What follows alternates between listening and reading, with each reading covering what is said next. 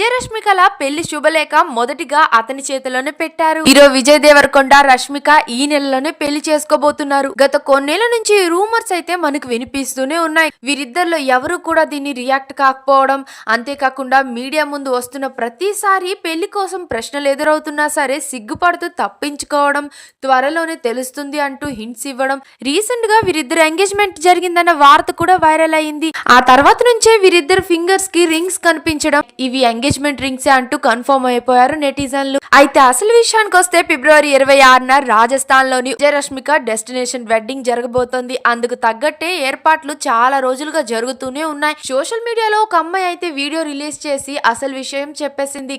కానీ అప్పటికి వీరిద్దరు మ్యారేజ్ డేట్ తెలియక ఫిబ్రవరి 2వ తారీఖున అంటూ రూమర్స్ అయితే వినిపించాయి. ఫిబ్రవరి 20న ఇరు కుటుంబాలు రాజస్థాన్ వెళ్లబోతున్నారు.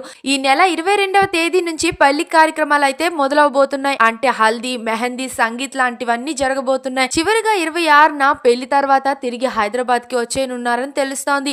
అయితే మార్చి తొలి వారంలోనే టాలీవుడ్ సెలబ్రిటీల కోసం రిసెప్షన్ అయితే ఉండబోతుంది.